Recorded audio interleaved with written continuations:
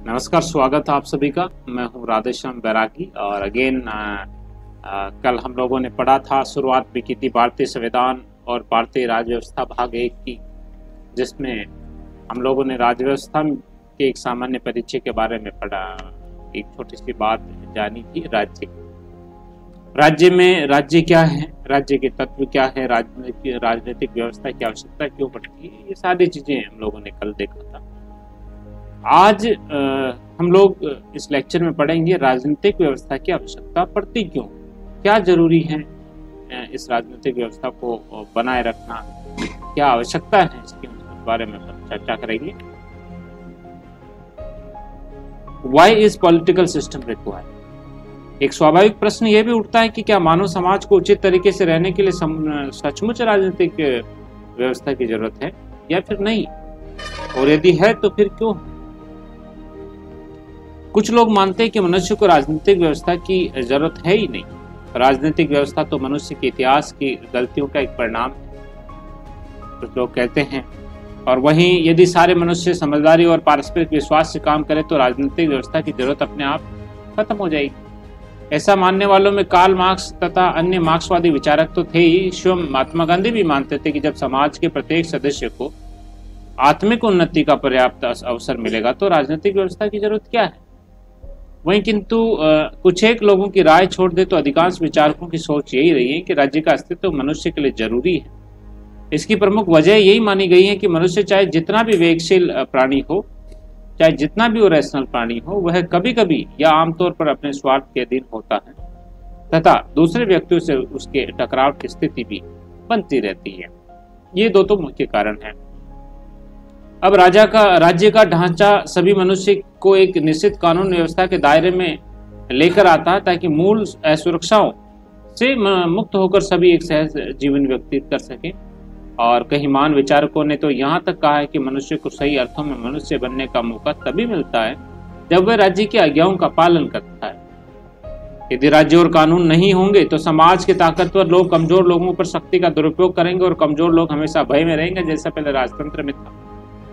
अपने व्यक्तित्व का सहज विकास नहीं कर पाएंगे, चूंकि राजनीतिक व्यवस्था के पास किसी भी व्यक्ति, समुदाय या संस्था से ज्यादा ताकत होती है, इसलिए वह ऐसी सभी अनुचित शक्तियों पर नियंत्रण स्थापित कर सकती है या नियंत्रण स्थापित कर सकती है। इसलिए राजनीतिक व्यवस्था की आवश्यकता है।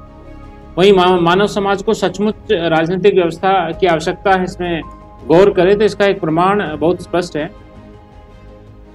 इतिहासकारों और मानव शास्त्रियों ने अभी तक प्राचीन से प्राचीन और सरल से सरल जितने भी समाजों का अध्ययन किया है, उन सभी में किसी न किसी रूप में राजनीतिक ढांचे की उपस्थिति देखी गई है, पॉलिटिकल स्ट्रक्चर की उपस्थिति देखी गई है। चाहे वह ढांचा राजतंत्र का हो या फिर लोकतंत्र का हो या फिर वो तानाशाही का हो। ये ध्यान रखना जरूरी है कि आज के समय में राजनीतिक व्यवस्था की भूमिका काफी ज्यादा बढ़ गई है। जनसंख्या की अधिकता के कारण ये बिल्कुल संभव नहीं रहा है कि लोग अपनी सहमति से ही काम चला लें। औपचारिक कानूनों के निर्माण और कानूनों को लेकर होने वाले विवादों की स्थिति में न्यायिक प्रक्रियाओं की जरूरत बहुत अधिक मात्रा में पड़ने लगी है। इतना ही नहीं, आज की राजनीतिक व्यवस्था सिर्फ कानून का पालन करवाने तक सीमित नहीं है।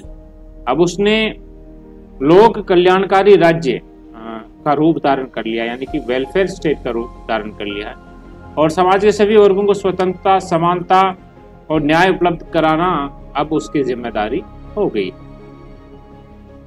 जहां तक भारत के संदर्भ में बात करें, भारत की राजनीतिक प्रणाली का प्रश्न है, तो आवश्यकता को कई स्तरों पर महसूस किया जाता है, जिसमें पहला है भारत में राष्ट्र निर्माण की प्रक्रिया अभी चल रही है, जिससे राष्ट्र विरोधी ताकतें नुकसान पहुंचा सकती है। ऐसे खतरों से निपटने के लिए मजबूत राजनीतिक प्रणाली की आवश्यकता है।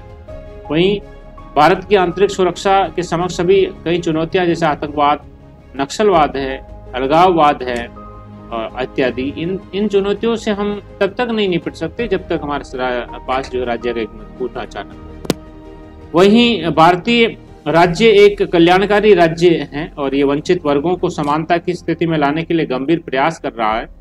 आरक्षण तथा सामाजिक न्याय की अन्य नीतियां इसी उद्देश्य से लागू की गई। चूंकि भारतीय समाज का एक बहुत बड़ा हिस्सा, जैसे स्त्रियां, बच्चे, पिछड़ी जातियां तथा अल्पसंख्यक समुदाय भिन्न भिन्न दृष्टियों से वंचन का शिकार रहे हैं, डेप्रिवेशन का शिकार रहे हैं, और उन्हें समाज की जो मेन स्ट्रीम है, मुख्य धारा में लाने के लिए जरूरी है कि सरकार और की ओर से उन्हें विशेष सुविधाएं दी जाए, जिससे भारत की एक सुगठित राजनीतिक संरचना बनाई जा सके, और वो ये जरूरी भी है।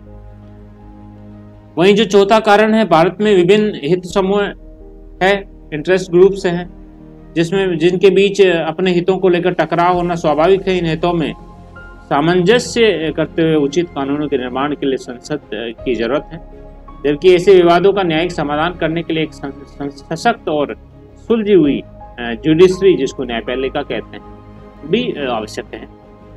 वही जो अंतिम कारण है, भारतीय समाज तीव्र सामाजिक परिवर्तनों से गुजर रहा है, जिसके कारण वंचित वर्ग अपने अधिकारों की मांग बुलंद कर रहे हैं। वही समाज के वे तबके ऐसा है जो पुरानी स्त्रियों के विरुद्ध होने वाले अत्याचारों के रूप में दिखाई पड़ते। सामाजिक परिवर्तन तथा आधुनिकीकरण की इस प्रक्रिया को इन दबावों से बचाने के लिए तथा उसे सुचारू रूप से चलाने के लिए सशक्त राजनीतिक ढांचे की आवश्यकता है। तो ये एक प्रश्न का पूरा उत्तर हो गया कि राजनीतिक व्यवस्था की आवश्यकता क्यों पड़ती है। राष्ट्र निर्माण की प्रक्रिया भारत के संदर्भ में आंतरिक सुरक्षा का इश्यू है, कल्याणकारी राज्य की बात हुई, हित समूह कार्य करते हैं, सामाजिक चेंजेज हो रहे हैं, तो ये सारी चीजें भारत में अभी चल रही है, इसलिए भारत में तो इसकी आवश्यकता ही, साथ ही इसकी आवश्यकता भी क्यों पड़ती है, इसके बारे में विभिन्न विचारकों का संयुक्त जो है जो वाक्यांश है, उसके बारे में हम लोगों ने यहाँ पे चर्चा की। आज के शॉर्ट अध्याय में इतना ही। इसको समझ लीजिए आप, थोड़ा समझ के जब आपको इंटरेस्ट आने लगेगा तब हम इसको पुस्ट अप करेंगे। बहुत बहुत धन्यवाद आपका मेरे साथ बने रहने के लिए, और बने रहेगा हमेशा। मैं पूरा कंप्लीट मटेरियल आपको, जो कंसोलिडेटेड एक्सपर्ट्स ने जो तैयार किया है, जो मेरे अपने नोट्स हैं, उनका जो कंक्लूजन है, निचोड़ है, उसको मैं यहाँ पे प्रस्तुत करने का प्रयास कर रहा हूँ। बहुत बहुत आभार। Thank you so much.